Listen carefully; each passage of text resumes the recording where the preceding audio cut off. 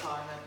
So when you live in Victoria, nothing else needs to be said. I flew from freezing cold, where the high top temperature was 14 yesterday, to this. So, you know. Thank you for having me here, and thank you also first and foremost because you've all had long days. You've been working or you've been home working, whatever you've been doing, and every time it's a parent session of an evening, I really appreciate that you've taken the time to come out, because to me that says first and foremost what you think about your children, because that's the reason you're here.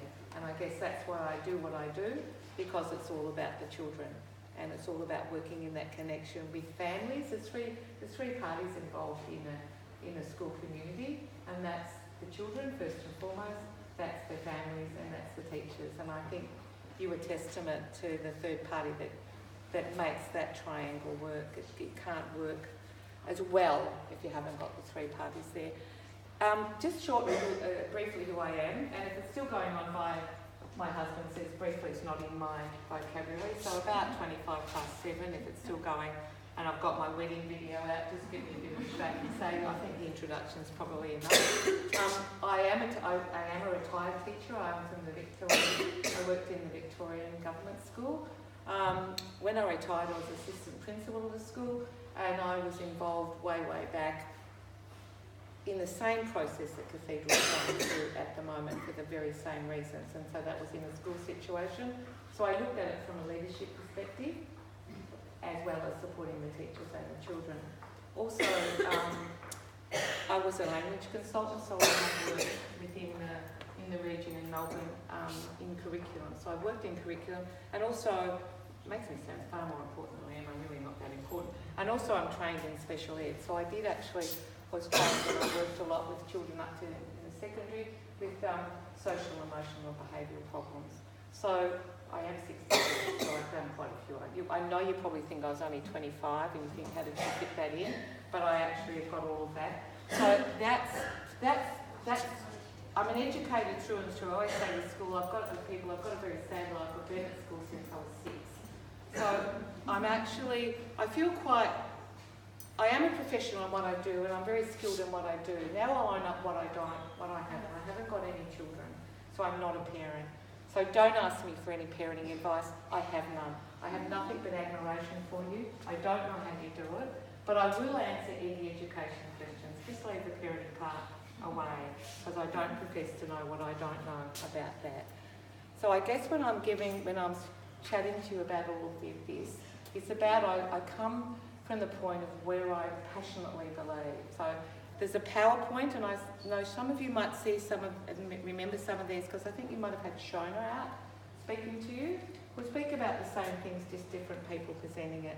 I present it from not the researcher's point of view, I present it from, I'm a teacher through and through, so when I come out to work with schools as a consultant, I've always got my teacher hat on, and I've always got, why are we doing it?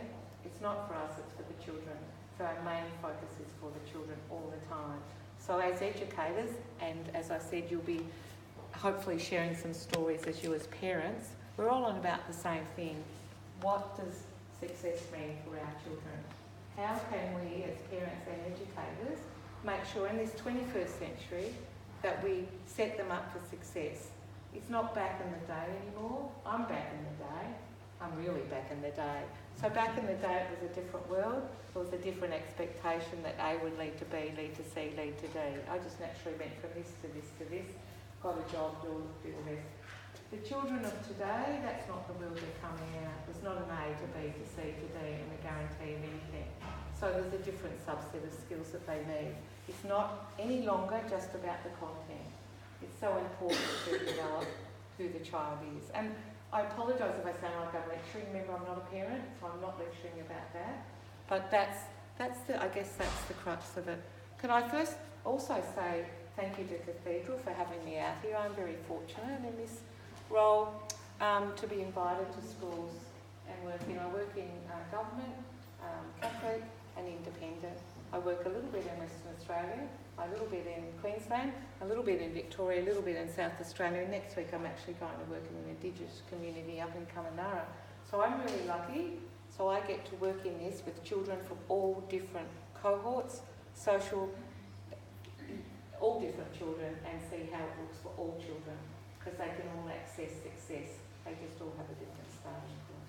So Cathedral is looked after me so well. I'll just tell you a little story. They look after me so well that the schools I work in now, they've set the benchmark.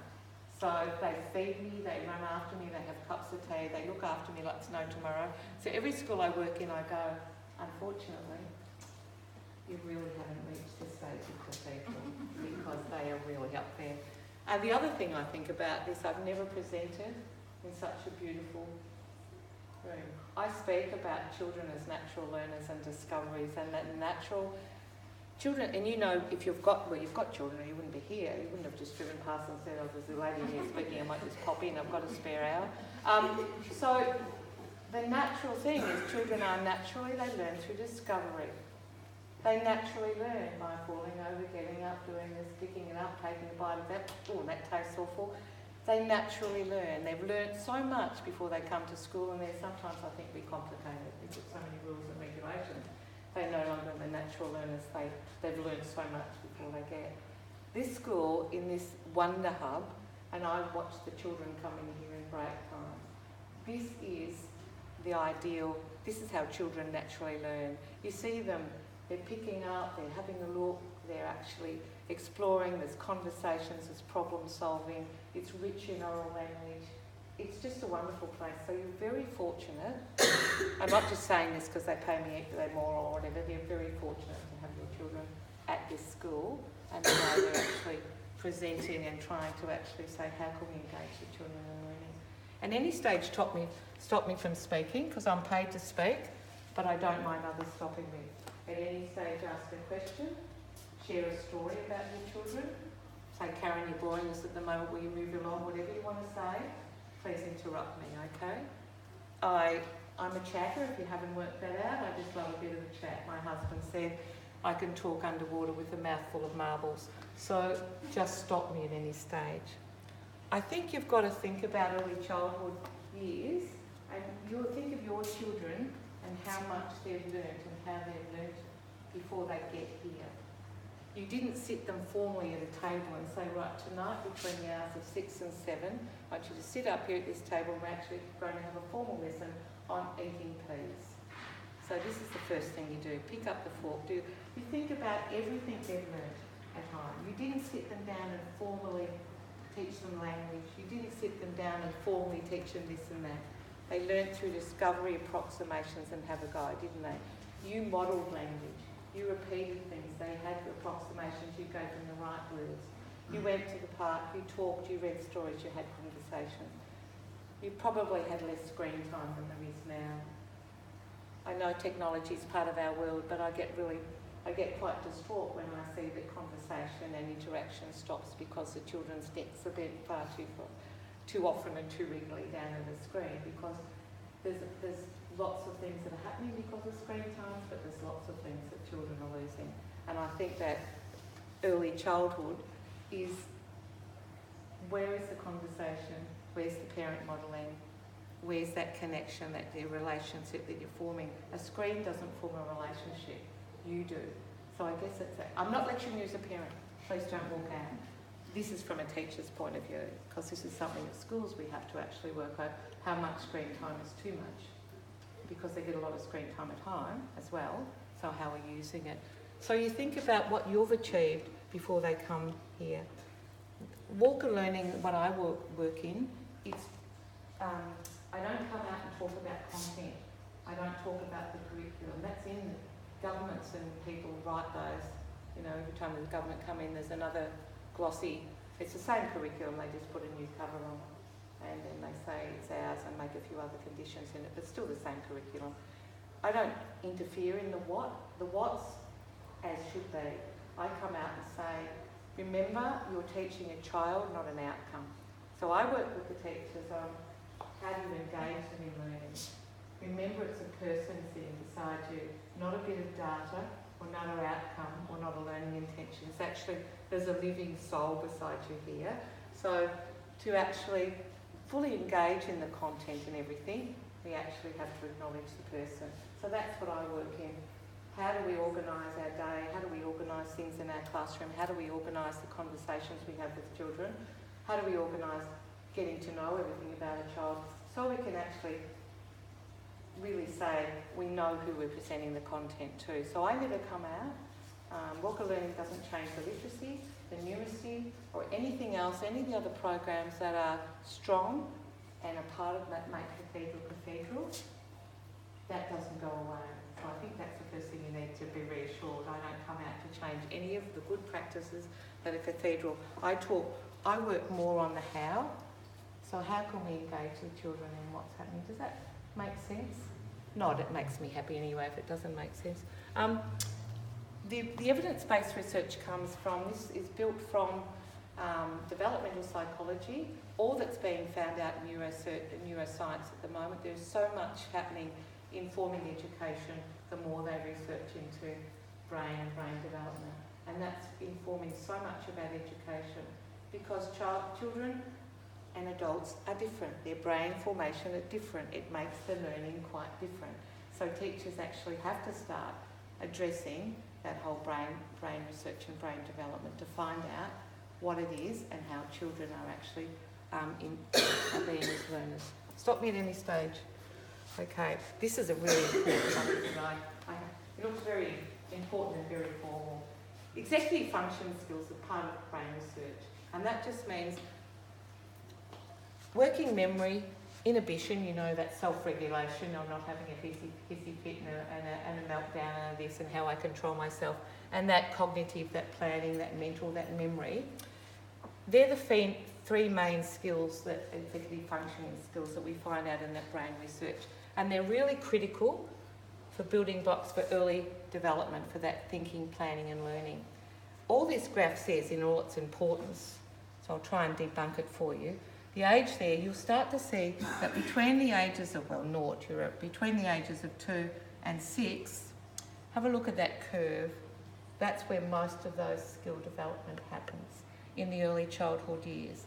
That working memory, that self-regulation, the ability to control yourself, the ability to listen to instructions, make connections and all the things, that's where it is. It peters out in adolescence and adulthood. It stays about the same and we just sort of self-regulate it. But that's the early learning part. You might see a grade here. You might have a grade 2 here. You might have say if you've got a grade 2 and you've got children, between 6 and 7, you have a look at that curve. A teacher has quite a range. Children develop those executive function skills at quite different ranges. So in one grade, you could have children that are working quite well with that working memory, making connections, being able to follow instruction, and you have other children down here whose their function skills aren't developed as well. Can you see the range that a teacher might have within a grade? So we've got to be really mindful of not everyone has them developed at the same way, and you really need those to actually be able to make plans, make decisions and be a quite competent learner. It's really easy. You might do it at home. You might think of some of your children and you think, and we do it in classrooms, we give a whole lot of directions and instructions. I want you to do this, I want you to get your pencil case, I want you to go down the back, I want you to get that. And you've got a child who developmentally, with one of those skills, is only able to make connections with 2. Can you imagine what's happening with all those instructions? So they're sitting there on the mat, they're still processing 1, you've given them 6 others. So what do we inadvertently say? We don't need to say it because we're mean people teachers. We say they're not listening. They didn't listen to what I said. Tell me you said it at home. They're not listening. They can't do that. Well, sometimes they may not be listening, but for some children, it's because in their brain development, those skills haven't really. So we've got to be really mindful in schools. We're really working on that range. And is it because children are deliberately just being inattentive? Is it they're not listening? What about the children who everything's a mess? Got papers over there, they can't put that book, they don't take their hat home, their drink bottles out there, they haven't brought their jumper home. Sometimes it's because that's who they are. Sometimes it's because that memory and that order, that sense of order and management, they haven't got the skills to be able to do all that. So that's, I guess, these are, without getting into that neuroscience and really sending you into the land of nod, this is sort of information that schools need to know for their learners. So we're not making judgments quite unfairly about some children who really still need to have strategies to help them develop. Children with lower level ones, they have real trouble with their learning right through, if not attended to. They don't naturally develop, you actually have to give them strategies to help. Otherwise they keep going on right through that time and they're always lagging behind in that organisation, that making connections, that self-regulation and so forth. Okay, stop me at any stage. And the other important part, which I'll talk about more, is the power of social and emotional skills. Social and emotionally is so important for the children today, and it influences, again, their learning. So you find children sometimes with really low, they come from economic or home experiences where the social or the emotional and that whole, it's a really low, cohort, they're not having, things are going pretty rough for them, they're really transient. You find that they really come in, their learning is always lagging behind. Because socially and emotionally they haven't got the same development, they haven't got the same influences, family connection and everything's coming in. It's very, very important, and it affects the higher level of social and emotional skill development your children have. It really helps them in terms of their cognitive learning and further performance and place and position in their wider life. And I won't go into that. Success in life. Is it always about jumping to that next higher goal? Is that what we're on about for our children? Does success always mean I have to be the best, or I have to go to uni, or I have to be... Everyone in here, sitting here now, you will have your own conceptual understanding for your child or children of what success means for you. All of you probably have a different picture of what success means for your child, and that's okay, because that's your child and your picture. I'm not here to say anything different. When a lot of parents are asked, when I go, and I'll take back when I was an AP, when I was in the school of leadership, and was to work with a lot of parents, particularly when their children were first starting school, the main things that came up all the time, they had an expectation that you were there to teach the mandated skills to be literate and numerate.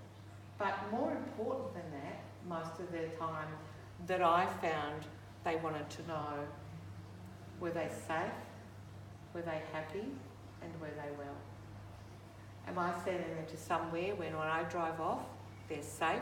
Am I sending them to somewhere where I know the environment, they're happy?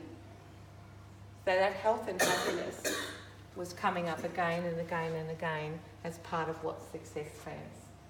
So it doesn't always have to mean I've got to aspire to jump to that next job with more money or more this. It is often from parents' perspective about health and happiness. Has anyone want to add theirs, or? I'm watching the clock not because you're boring me, because I'm the person that when it's over because you've got another life. Okay? I don't keep you here for 14 hours. You can stay by all means, because I'm in a hotel and I haven't rung the taxi yet. So again, it's just that success. So is success, do you measure it by that plan? Is that what your child needs? Is that your only measure of success? Is it always coming first? You think of that old game, is everything always about winning? It shows my age. Get water if you want to. Please don't choke in front of you and actually. And if you don't come back, I'll find you. Okay?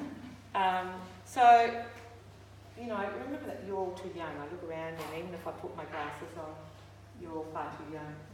At birthday parties, we used to have pass the parcel. Please, someone put your hand up so you know that. Oh, thank goodness. Okay. So pass the parcel, it's a bit like, let's bring that game back, because in pass the parcel, not everyone was a winner. For the really young people in the room, pass the parcel was a birthday game where you actually had things, you had a little something wrapped up in the middle, and you had lots of newspaper things wrapped around it, and on each layer you had a little sign like, give it to the person with the pink socks, give it to the person with this, give it to the person with that. And they'd get it and you'd think, when I unwrap this, I reckon this bar of chocolate will be mine. And there was nothing but complete disappointment because the next layer and you'd have to give it. But that resilience and that savor, that was okay. You still really enjoyed it. You weren't a winner, but it was that really, it's okay, because what did I learn? I'll give it to the next, I'm having fun. So I think sometimes it's okay to actually say, not everything is about winning. What about when it's not? What about when you're not a winner? How do you cope with that? You know, think about bring back past the parcel game, where you're actually showing things like that. Is it about the clothes you wear, the car, what is success plan? Is it that visual? Is it the NAP plan store? Is it always being a winner? As I say, thinking about it to other... They say, and Shona probably brought this up, there is predictions, and this is coming from... Please get it. You right? I've never had anyone die. It's all right. I've had Black Hawk helicopters over the hotel, and now I've had the first person that ever actually passed away. I always remember Townsville. Okay? You'll never have me back, but I always remember it. Future careers and jobs. So they'll say you've got 6 different careers. Your children now could have up to 6 different careers. And within that, they could have 20 different jobs.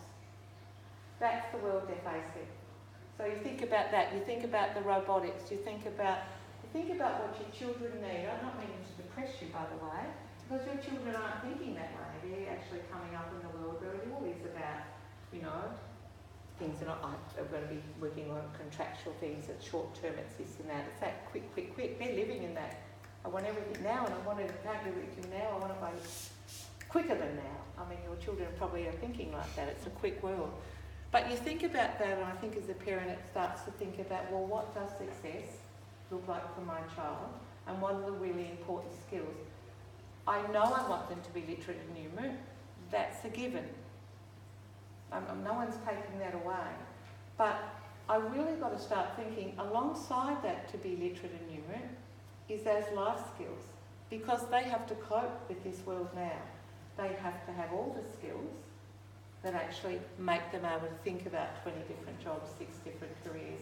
I'm really trained in university, I come out, and I'm the highest skilled hospitality worker ever, because I can't do the job in the area I'm trained for. So you've got to actually really look at the life skills for them. You'll be so depressed, but no wonder you're choking. I'm doing nothing but doom and gloom. I'm not going to read through all of those, because you can read.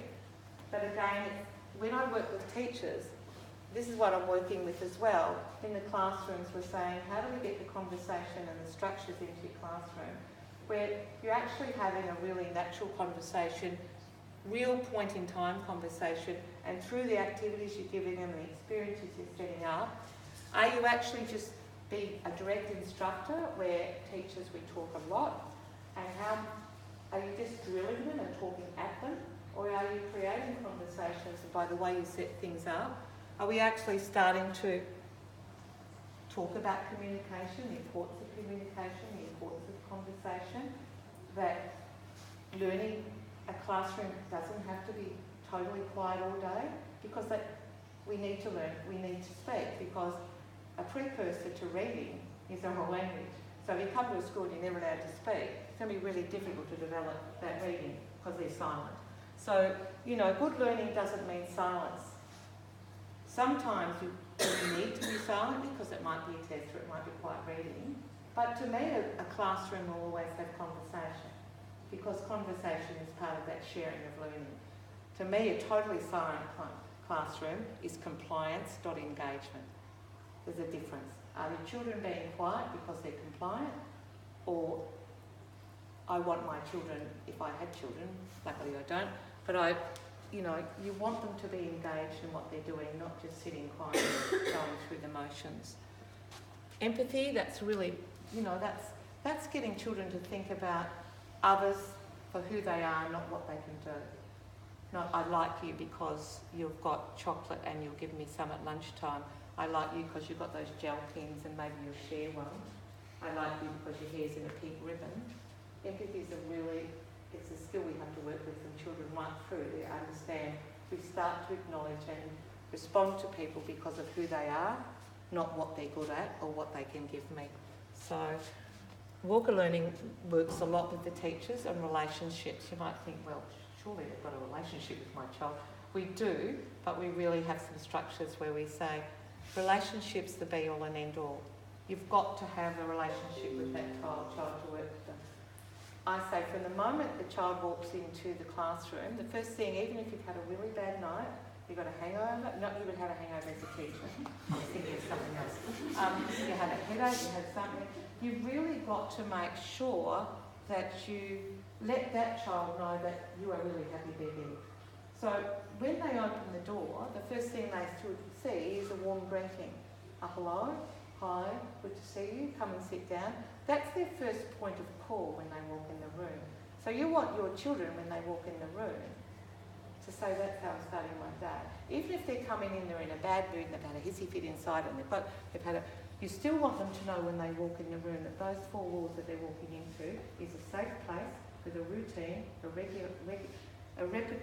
a repetition, they know what's going to happen, they know the person in there and they know it's accepted. So relationship starts from the moment they open that classroom door, I think. I'm really bossy when I work with teachers. I make no apology because I'm really passionate about working with children. I've been really lucky in my life to be invited into a child's workplace. I have another house, I live somewhere else with my husband. But my career has been working with children in a child's workplace. So I think we always got to remember who it is we're working with and what we're trying to do. I don't apologise for my passion, I apologise for my stupidity at times, but not my passion.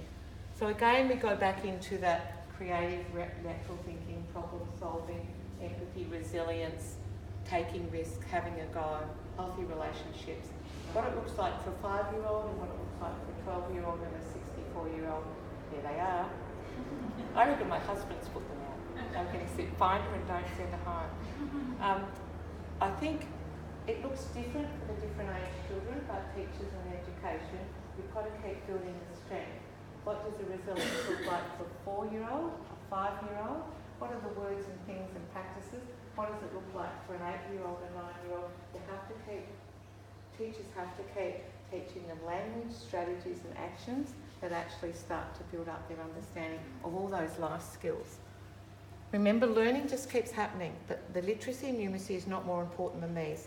They have to go side by side. They have to work in an integrated way. Okay, I'm going to get to Walker learning.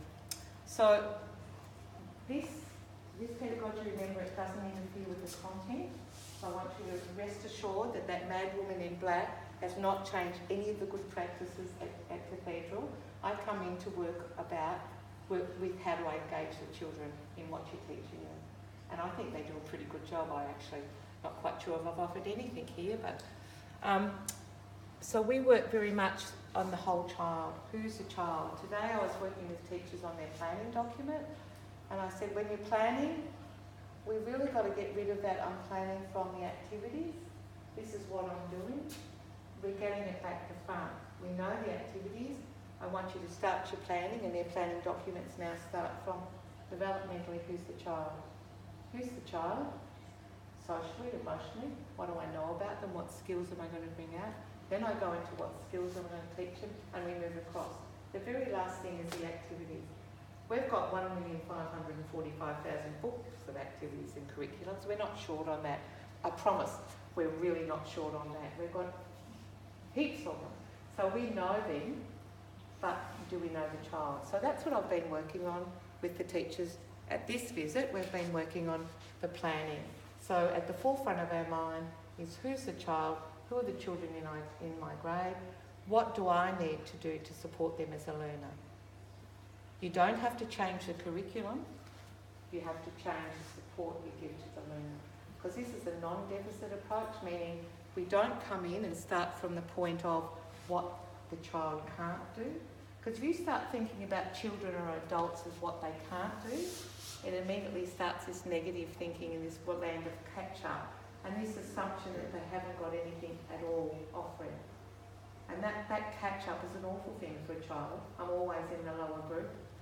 I'm always, even children with special needs and disabilities, they get identified by their disability and start to get often seen from the negative of what they can't do. They've got lots of things they can do. They're a person first and foremost. So you start not from what they can't do, but what they can do and what's their what next. And for a teacher, what does that mean? So remember, this is non-deficit. Always start from the positive. We work a lot on what I've been talking about, all of those life skills, etc. Persistence. What happens if my tower falls over and I'm in there? Do I just run out crying? What do I do?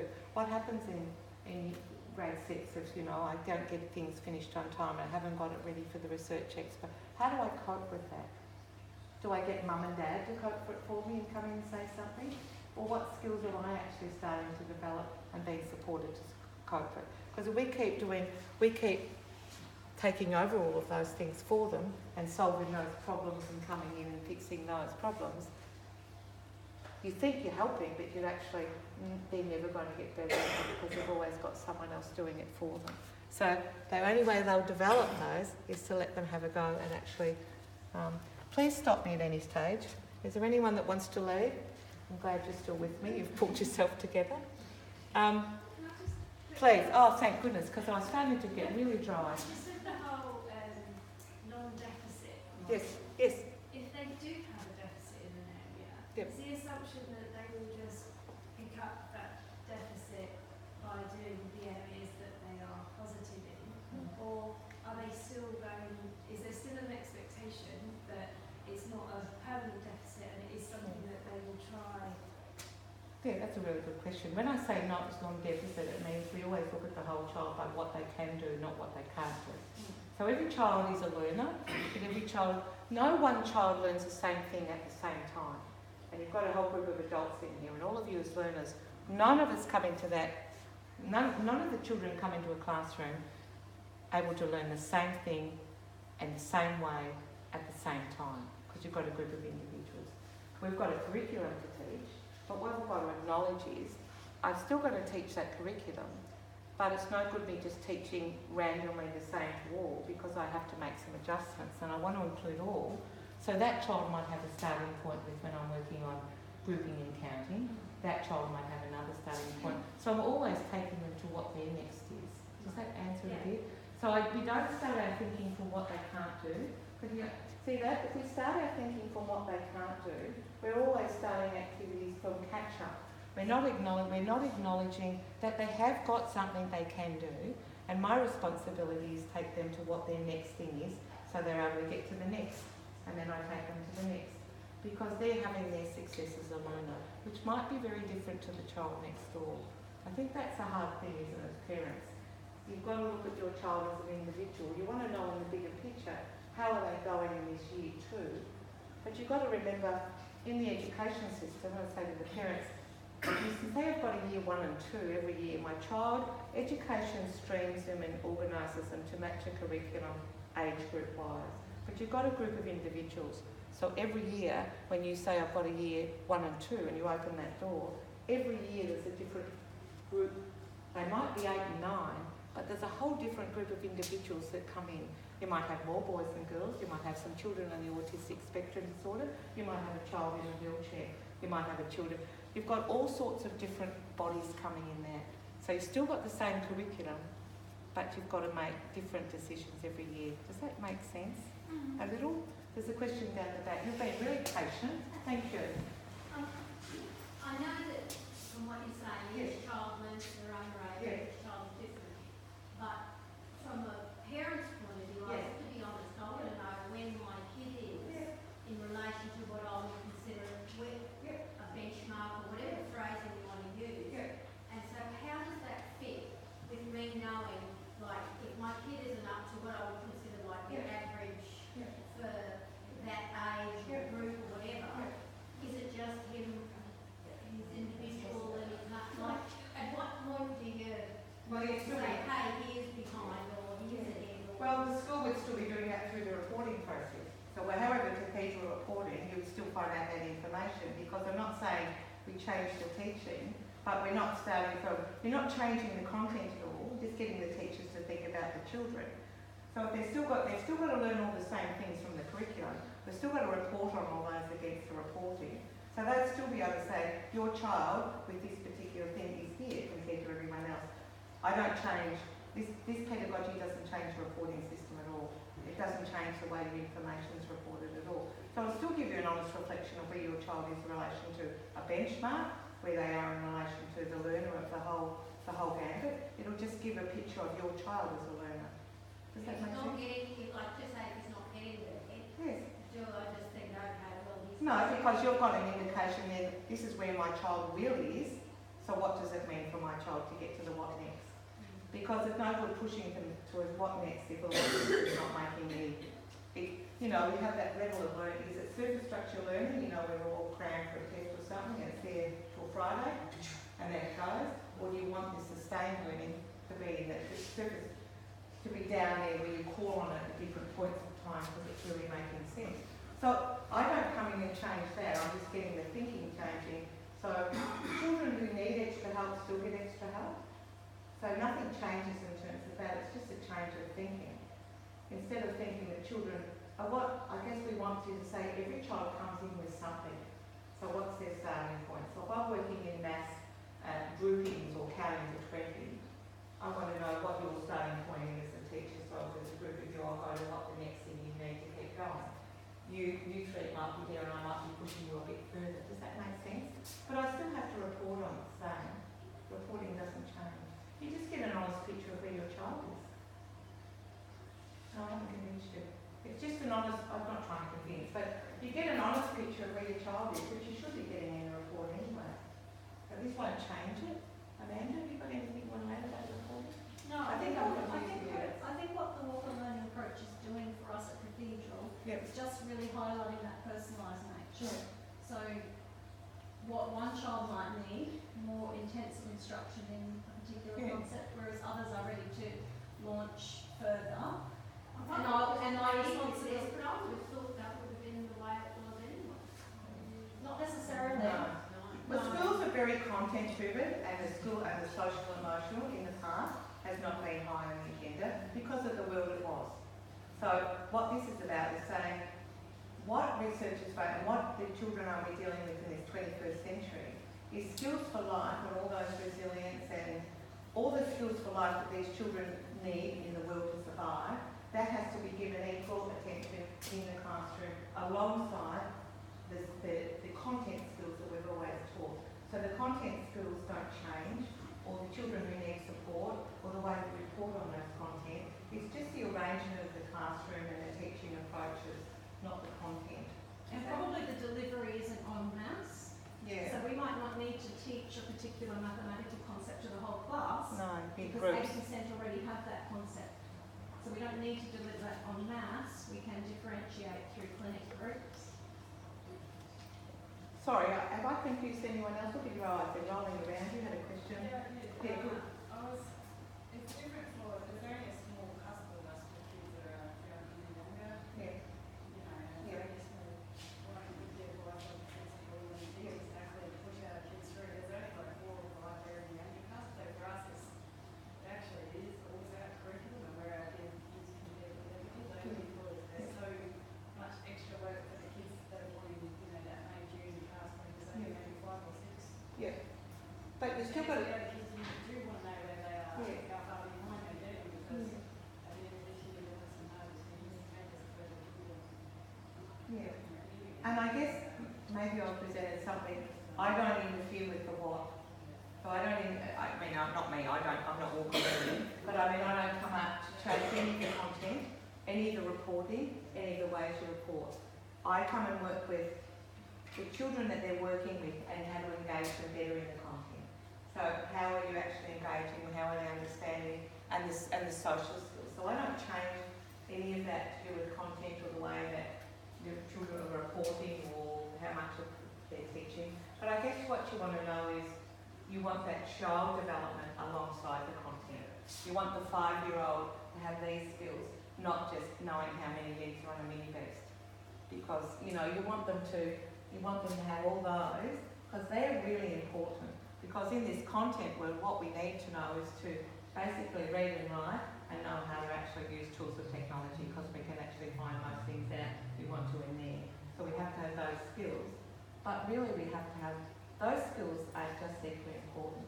That sense of ourself, that sense of if things don't work out, that sense if I don't get that sense if I don't get the mark I want, that sense if I can't finish that sense. They really have to be able to cope with all those things. I don't mean to paint gloom and doom. And I apologise if it sounds like you're going home tonight and tomorrow they'll have Amanda 1,000 phone calls saying, that woman said content's not happening and there'll be no real reporting, and you're a bit of laissez-faire and you go around and you go, just do a bit of that with the kid and a bit of, none of that changes. I promise I don't change literacy, numeracy, reporting, the way any of that, that's still given. I think 14 and 5 are a bit young to sort of deal with these problems, or, kids dealing with resilience and bad marks, and being the lowest one identified, like my daughter's identified as the lowest. Yeah. So she's going the young one in her class. Yeah. You don't really want to force that, a 4-5-year-old not to be up to where her peers are. Yeah. Or, Yeah. So that won't change. So whatever's happening in that class teaching-wise, obviously aware of it, yeah, that doesn't change. Yeah, that won't have changed. So the teaching, the content, what I work in doesn't change. I don't come in, this pedagogy doesn't interfere nor coach nor change literacy, numeracy or the content of the curriculum. I work on engagement with the children in the curriculum.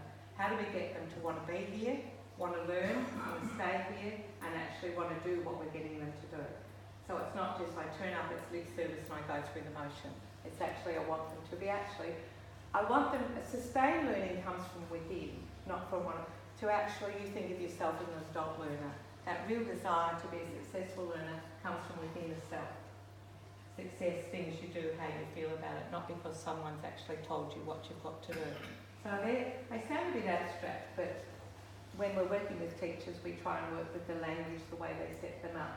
What does resilience look like for a 4-year-old? Resilience looks like for a 4-year-old, what about if in here, there's activities they go around. What about if I don't get my first choice?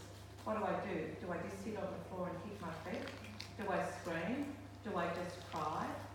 So we've got to start giving them strategies and words and saying, well, here's something you can do if you don't hit your choices right now, if you're not in that group.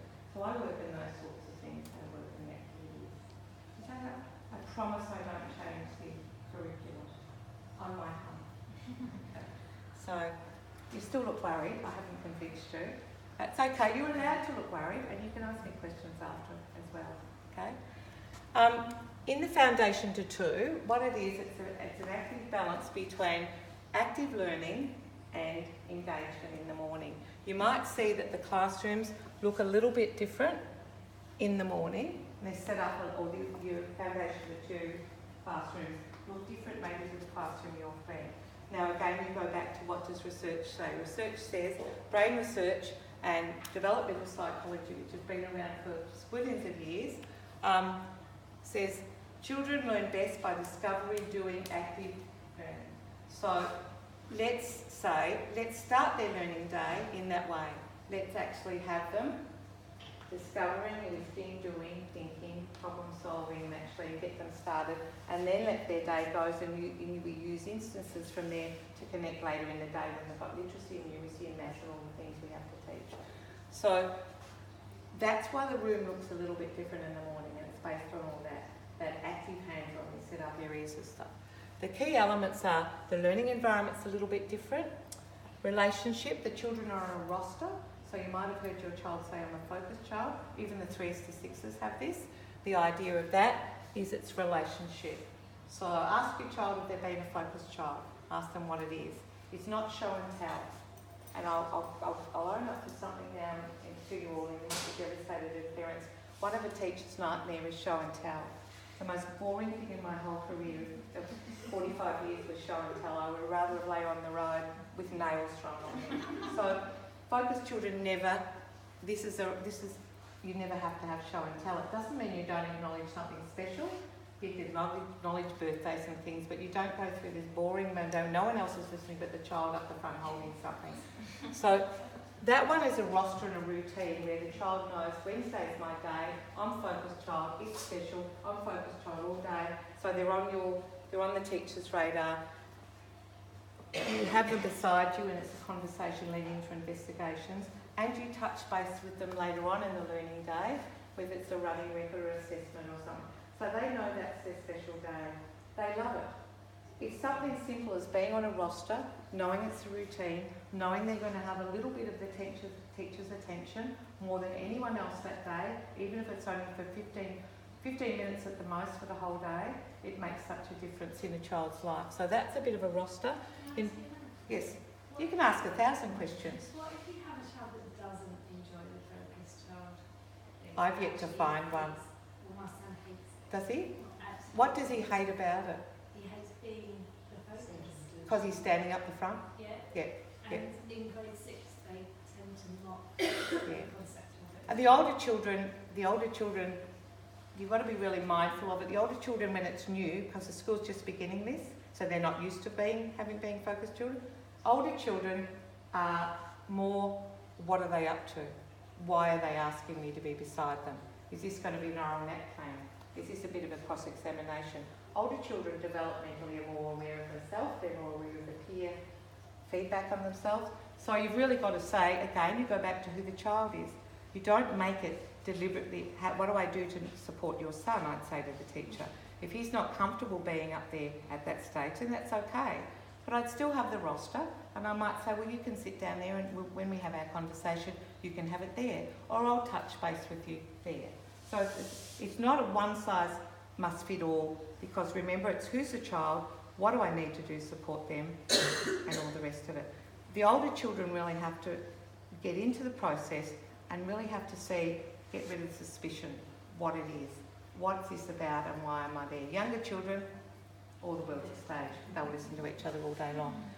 So it's got those certain elements of tuning in, reflection. You'll see the formal teaching is still happening all the time, and we try and use something from the morning to engage them in the introduction in the afternoon. This is a lot because you're not, again, that's that non-deficit model, and the priority is relationship building. You know, the focused children, just having that, as I said, this before investigations, the children feel quite special. They love it. Younger children, you can get them to wear lanyards. I've seen them with capes on and ears and masks and glasses. They'll do anything. Older children don't come at that. It's just because developmentally you acknowledge who they are. But from early childhood right to 6, the main aim of being a focused child is relationship. It's that child is a focused child for the day. With the older children, you're having a planned learning conversation with them and touching base with them. And with the younger ones, it's about their investigations. But it's the consistency of language and practice right through. So the school and the children know, when I'm a focused child from early childhood right through, I know and I have an expectation and I lose my suspicion because it's going through of what it's about. And I know it's a time when the teacher is just going to be attending to me. Because they're in a group all day. They're in a group of 20, 25, 26, and we often say at schools, I've got to work cooperatively. And the moment they open the door, they're in a group. So sometimes it's really nice that they work separately. So this is the younger children. Investigations, again, you might see them in those areas and you think, oh, they're just playing. So actually with the juniors, to set up a situation where it looks like they're just playing, can I tell you, ask a teacher, it takes so much work. Because it's not just throwing a few things down and just saying, we'll throw a bit of that. Each area has a research reason why we have dramatic play, why we have sensory, why we have construction. There's a whole list of skills that develop in each of those areas, so they're researched. And then the teacher has to use their planning, their knowledge of the children, and what's happening in writing and reading, and they actually try and put as much in here so the children have an opportunity. I guess the best way to think about investigations in the morning is, to me, it's like in school learning to ride a bike. So someone can bring me a story about a bike, I can touch the pedals, I can look at a PowerPoint, I can go to a bike shop, I can do all sorts of things. But are they ever going to let me on a bike? Investigations to me is that 30 minutes for children, or 35 or 40 minutes they get on the bike. We teach them how to write their name, we teach them about adverbs, nouns, adverbs, numeracy, writing the numbers this way, writing shopping lists, how to do this, how to do that. We've got all these skills. They only exist if you use them. You think about yourself, you think about the skills you use now and how you write and the writing and things. They only exist in a context. So investigations is actually giving them that context. So if they're in here and they're in the school office, which that is, what might writing look like? Kids will actually emulate and what sort of things would be writing in that front office? What announcements and phone calls? What would be there? What would the children be writing? What would it really look like? So you give them the experiences to actually, you know, at a restaurant. It looks like they're playing, but we have to in a school deepen the role play. So when they go there, they say, well, I'm going to be taking the orders. So what do you need? Have you got a special sport up today? Is there a menu written up? Okay.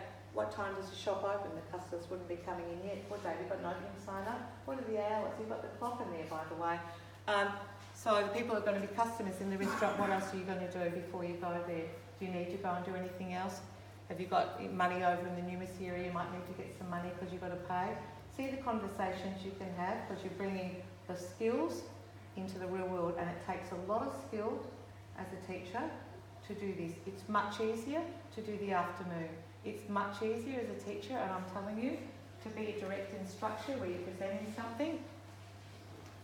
It's a lot of hard work to work this way because you've got to be thinking differently, in the moment differently, and really making all those. Ask the teachers here, they'll be exhausted. Literacy and numeracy, this was in a vet's. I love this one. The kookaburra came in because it was sick. Now the problem, which makes me think about there, the kookaburra was dead. So I don't think there's any more that they could actually do for them in the vets. But you see, what you're talking about, teaching them writing and skills, and I teach them the writing and capital letters and all the rest, you've got to see in real time. So this is, you know, they're in the vets, they've got to actually have a vet seat drawn up, the hairdressers, the appointment sheets, you give them real things, and you want to see their approximation of writing. So I've had a session where I've been teaching them capital letters, or I've been teaching them numbers to 10. There, I taught them between the hours of 2 and 3 on a Thursday afternoon. I wonder if they'll all use them. In investigations, then you'll start to see the children, when they're actually writing in that real time, who knows? Reversals. Who knows and is really using capital letters? What does their spelling approximation look like? This is a wealth of information for a teacher because you're able to use this information and use it later on. I know this is a lot to take in an hour. I think I've confused you more than helped you. But again, it's actually, they've got a reporter and photographers. Freebie's another child you can pick because they've done the skill, you've actually seen the skill process.